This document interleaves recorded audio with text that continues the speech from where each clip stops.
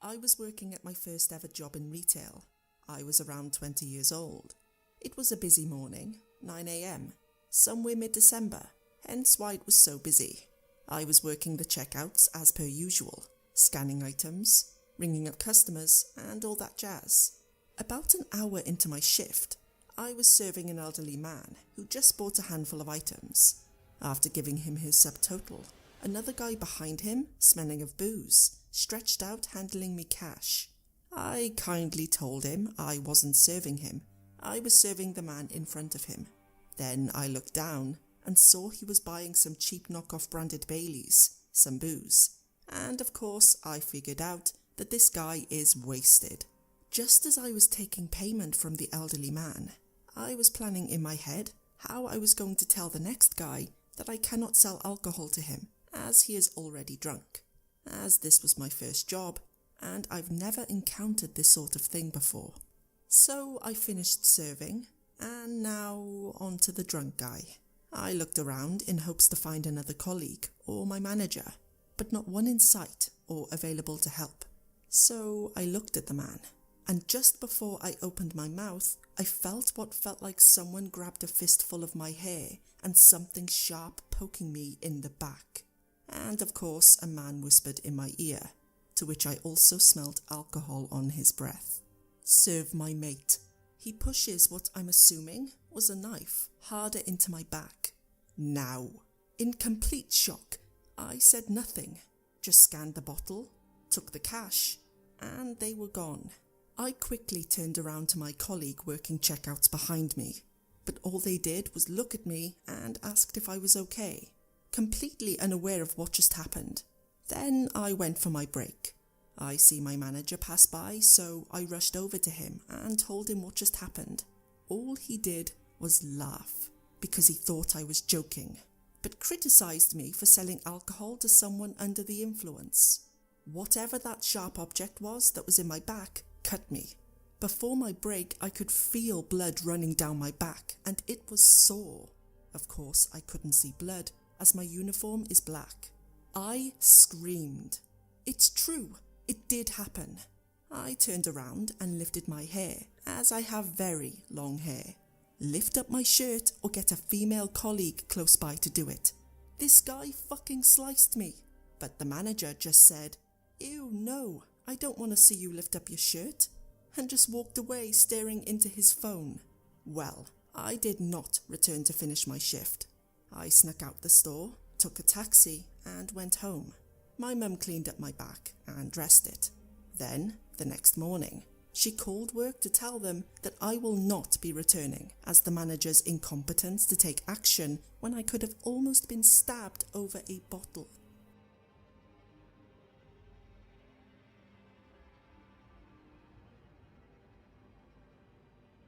A few years back, when I was 17 years old, I went to a party. Everything was alright until the host started getting really intense and creepy. By that point, it was around 3 a.m, and I was pretty drunk. I decided to call an Uber in order to avoid any advances from the guy. The Uber shows up, and I try to sober up when I get in. The driver starts making small talk with me, and in the state I was in, I fail to see the red flags. He starts to ask me about the party I was at, and I told him about the creep. And then he told me it was because I was short and cute. He then asked my age, and sensing a weird vibe from him, I told him I was a minor, thinking that it would deter any further advances. But it turns out that was a horrible idea. He was driving pretty recklessly on the highway, and I snapped out of my drunken stupor real fast. He then asked me to go get drinks with him that same night, and told me he really liked me. I quickly told him I'd get grounded if I stayed out any later, and that my mother was awake and waiting for me to come home. Keep in mind, I lived in Mexico, and the amount of people, and especially women, that get murdered daily is ridiculously high. When we got to my home address, I noticed the doors were locked, and he kept on insisting on us going to get a drink, even though by now it was almost 4 a.m. I tried to act as nice as possible when I told him I couldn't that night. He then asked for my phone number and told me that we could go out the next day. So, not being the first time that some creep had asked for my number, I gave him my number, but changed the final digit so he couldn't actually contact me. But then, he actually dialed the phone as I was getting out of the car. Of course, my phone didn't ring, and he started getting agitated and said I gave him the wrong number. I played drunk and stupid and recited my number again, but actually said it correctly this time in order for him to think he heard the last number wrong. He chuckled and said it was his bad, and told me that we'd see each other the next day. I made my way back into my house and immediately woke my mum up, because I was terrified. She managed to calm me down and told me to go to sleep. So I went into my bedroom and started putting on my pajamas when I heard my phone ringing. The Uber driver was trying to video call me, and I lost my shit when I saw that on my screen. I immediately denied the call, and then noticed that he'd sent me about 15 messages asking what time he could come and pick me up and why I wasn't replying. Of course, I blocked him right away, and I thought that would be the end of it. The next day, I got a text from an unknown number and checked the profile picture and saw it was the driver. He asked me why I'd blocked him and started spamming me.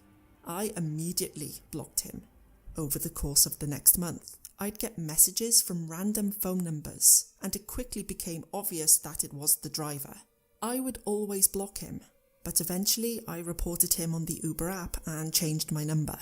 Only problem is, he knows where I live.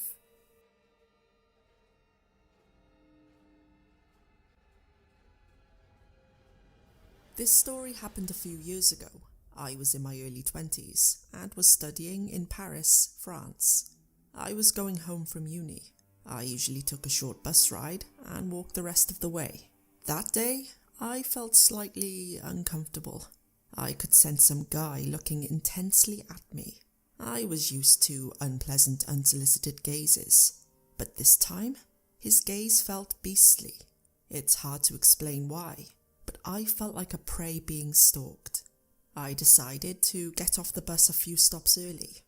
I wanted to avoid him and didn't want him to see where I usually got off.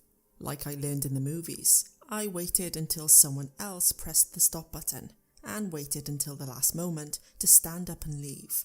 I didn't notice him getting off the bus.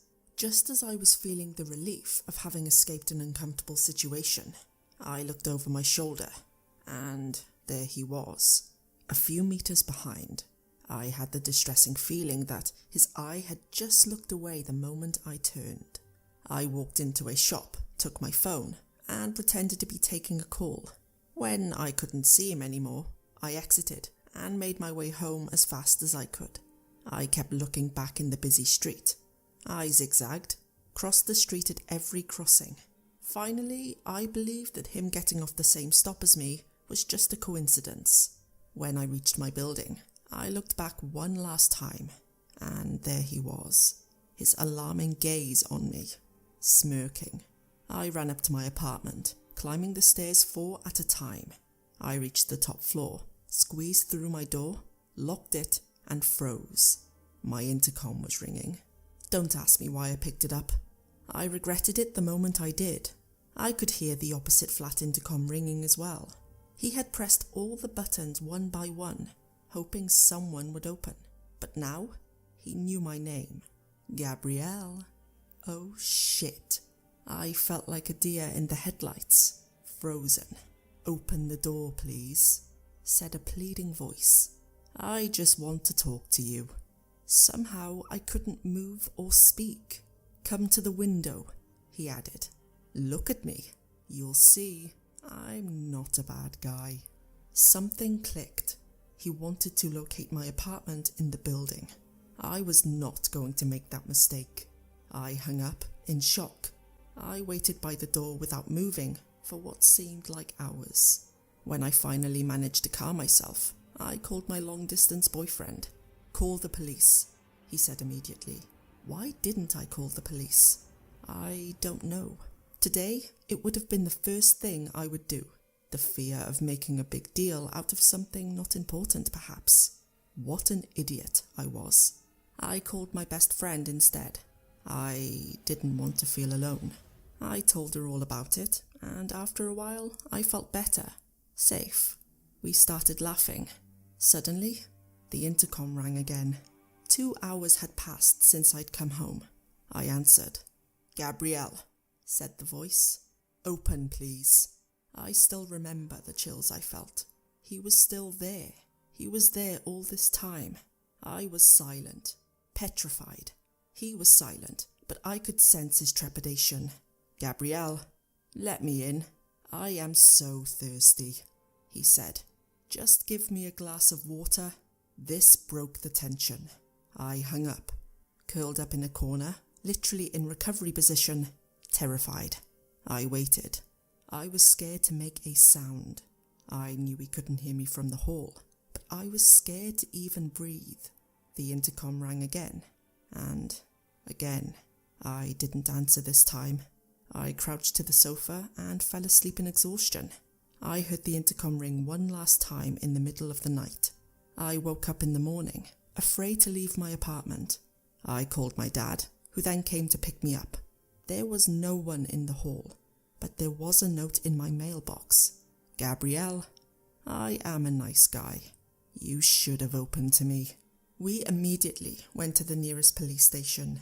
The police listened and of course told me that I should not hesitate to call them. My dad called a locksmith to install digicode on the building door the same day, and wrote a message to each of my neighbours asking them to not open the door to anyone they didn't expect. He sat in the cafe in front of my building with 2 friends every evening for more than a week. I never saw the stalker again. After this episode, I used a different route to and from uni every day. I kept my phone tightly in my hand and looked back every few meters. Today I am still very observing of my surroundings. I never answer the door if I am not expecting someone. So, people, if you ever find yourself in any kind of uncomfortable situation, call the police. Don't be an idiot like me. Be safe, everyone.